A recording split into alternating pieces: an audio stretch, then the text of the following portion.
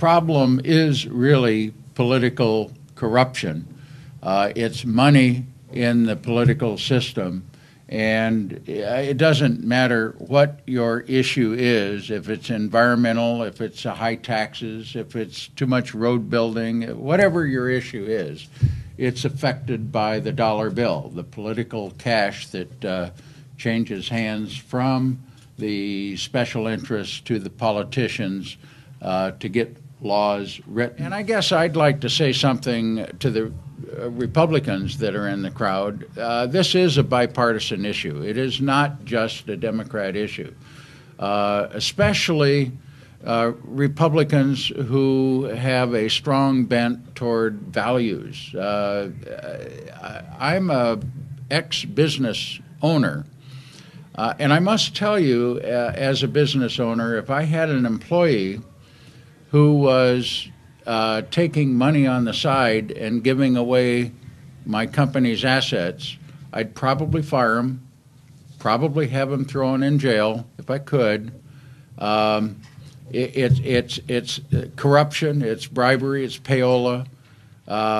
What do we do in the political system? These guys are doing the exact same thing.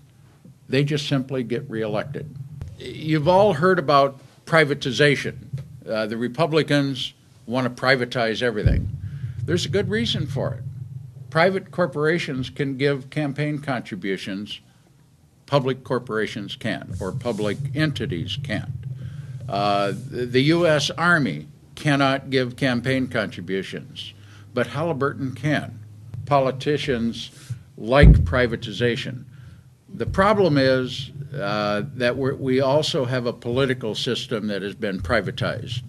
It shouldn't be. It should be publicly owned. It's privately owned. Our politicians are owned by the corporations that give them the funding. Money has taken over the system to the point where it is so corrupt, it's hard for me to be here in a sense, because if I tell you the truth about how bad the system is, I'm afraid some of you will say, the hell with it, I'm not going to get involved. And what we really need is to have you get involved and bring the enthusiasm to this process to get the money out of the system so that we can elect people who are doing it for the public interest. And that's what this is all about. It's why I'm happy to be here tonight, why we have Fighting Bob Fest, and why we have the People's Legislature. But you don't need me to tell you how bad the system is. I think you all know. But you pick up the paper this morning, and it said that the lobbyists, something like 751 lobbyists in Madison in the first quarter, spent $17 million. $17 million was spent on these lobbyists to lobby 99 members of the Assembly and 32 or 33 members of the state Senate. So when you think about it, if you break it down on the average, it's just phenomenal. That has nothing to do with the campaign contributions, just the fact that they can hire those lobbyists. Now I can tell you, if you come to Madison and come to a hearing at the state capitol, here's what will happen to you. Because I've done it. You get there, and the room is already filled with the lobbyists who understand where everything is.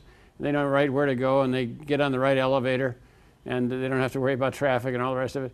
And they take all the seats, and they're usually very small rooms, maybe about from the break in this room over here, so maybe they can fit 50 people.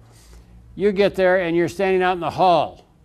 You can't even get in, and you can't hear, and if you do get in, they're never going to call on you because they'll cancel the hearing after about an hour and a half because they have to go to another hearing. And you'll say to yourself, what am I doing here? And the lobbyists are the ones who are framing all the issues and discussing how to proceed, and you can't even get in the door. So now you go over to your own legislator and you to the office and say, I'm from Milwaukee and I want to come in and see you. And guess what? The legislator is sitting there with two of the lobbyists that you may have seen coming out of the hearing room just a few minutes before. So when you can't get into the hearing to even talk about the issues, it starts to raise the question, what are these issues all about? What we need to do is to demand that we have public financing of our campaigns so that everyone in this room would have a chance to run for public office. As I look at you now, like myself, I see a room full of losers. And I say that why? Because if you decide to run for public office, how are you going to raise the money to win? I mean, I ran against Tommy Thompson and think, you know, people thought, you know, perhaps I had malaria or something. Tommy had $13 million in the bank, and I said we wouldn't take more than $100.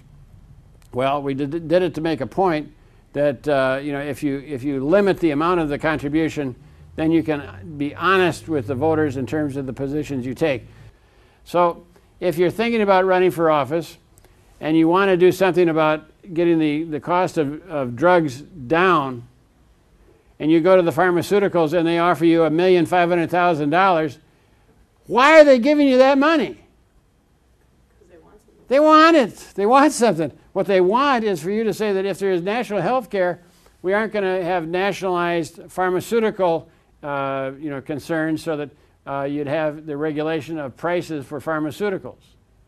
So everybody's giving you that money for a reason. The hospitals are pouring money into Hillary Clinton's campaign, and she's talking about health care. They'll pour the money into Barack Obama's campaign. I'm talking about $10 million here. They've raised $30 million so far, and it's a year away from the election. Where do you get $30 million? You get it from those who have a stake in the outcome, and that's why it's got to change. Right. Thanks.